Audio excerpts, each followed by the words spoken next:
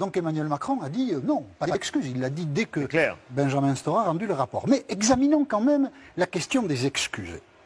La colonisation algérienne ne ressemble à aucune autre colonisation. Les liens entre la France et l'Algérie, c'était des départements français, font que cette histoire est très singulière et il faut la regarder sous trois angles. La conquête, l'exploitation, puis la guerre. La guerre, on en parle beaucoup, les deux autres un petit peu moins. La conquête. 5 juillet 1830, les troupes françaises entrent à Alger. Pourquoi? Personne ne sait. En fait, il n'y a pas de bonne raison. On a dit bateau pirate, c'est faux.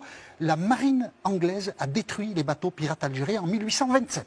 Et les bateaux pirates, il en reste 3 à Alger en 1830. Donc, si Charles X décide de la conquête d'Alger, c'est pour des raisons de politique intérieure. Son pouvoir est contesté, les libéraux progressent, il veut faire une opération de prestige.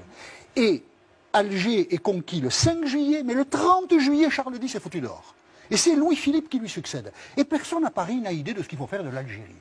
Et à partir de là, les militaires sont plutôt les maîtres de la situation, et tout le drame algérien se noue là. Les militaires, un peu autonomes, un peu guidés par Paris, mais personne n'a de projet, vont, après Alger, conquérir l'Oranais et le Constantinois. Campagne de presse en 1845, des journaux anglais, des journaux allemands et des journaux français qui disent que la manière dont se comporte l'armée française vis-à-vis des musulmans est inacceptable. La figure de cette barbarie, parce qu'il faut l'appeler comme ça, c'est le maréchal Thomas Bugeaud, qu'on voit là, ici, qui est honoré encore à Paris aujourd'hui. En 1860, Napoléon III a baptisé une avenue Bugeaud. Pourquoi? Parce qu'en 1848, lors de l'élection présidentielle, Bugeaud a soutenu Napoléon III. C'est juste pour ça. Eh bien, encore aujourd'hui, il y a une plaque avenue Bugeaud, et je ne comprends pas que la municipalité parisienne, qui se dit humaniste et tout ce qu'on veut, ne supprime pas cette place Bugeaud, parce que Bugeaud, c'est un assassin. Ça, c'est la conquête, elle dure 27 ans. Alexis de Tocqueville, dans un rapport sur l'Algérie, où il dit beaucoup de bêtises, Alexis de Tocqueville, il dit ça, qui est quand même très juste, nous avons rendu la société musulmane plus barbare qu'elle n'était avant de nous connaître. Il y a eu des lanceurs d'alerte en Algérie. La conquête est terminée, l'exploitation commence.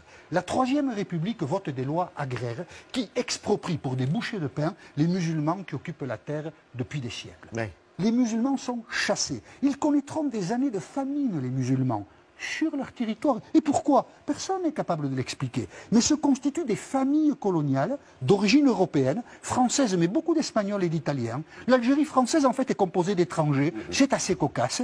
Se constitueront des grandes familles qui vont figer la situation politique. Déjà, Paris s'intéressait peu à l'Algérie. Là, c'est terminé. Les pieds noirs prennent tout en main. Et ils vont faire... Alors, déjà, on vole les terres aux habitants. Il faut leur expliquer quand même pourquoi. Personne n'est capable de leur expliquer. On les vole. Elles sont à nous. Dégagez, partez. Vous êtes là depuis des siècles, on s'en moque.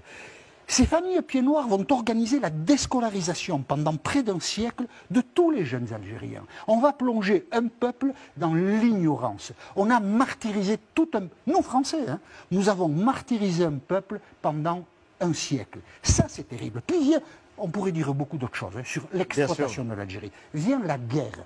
Moi, j'ai appris quand j'étais jeune que la dictature argentine mettait ses opposants dans des avions et les jetait dans l'océan. Je trouvais ça inouï, cette barbarie. Eh bien, on a appris après que l'armée française avait procédé de la même façon. Je voudrais vous montrer une photo. Cette photo, c'est le symbole de l'armée américaine qui bombarde au napalm les villages vietnamiens. Eh bien, l'armée française a fait ça en Algérie. Et on ne le sort pas du chapeau. Il y a de très rares témoignages d'aviateurs français qui, des années après, ont raconté cela. Ils le racontent avec... un peu d'étonnement des années après, parce que oui, l'armée française a bombardé au napalm des villages algériens. Germain Chambost témoigne au début des années 90, c'était un aviateur français pendant la guerre d'Algérie. Je me souviens d'une fois où j'ai largué ce qu'on appelait pudiquement des bidons spéciaux. Il était interdit de prononcer à la radio en vol le mot de napalm. Le napalm était interdit.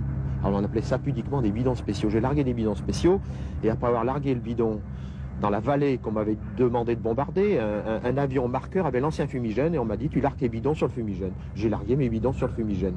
C'était ça la guerre, pour nous aviateurs. Et puis en dégageant, j'ai vu quelqu'un qui courait, qui avait le feu dans le dos. J'avais brûlé un type. Oui, c'est vrai, on y pensait après, on avait brûlé des types. En dégageant, j'ai vu que j'ai brûlé un type. La conquête, l'exploitation, la guerre, ce sont 3 bonnes raisons pour présenter des excuses aux Algériens aujourd'hui. Parce que ce qu'a fait la France en Algérie pendant 130 ans est franchement scandaleux.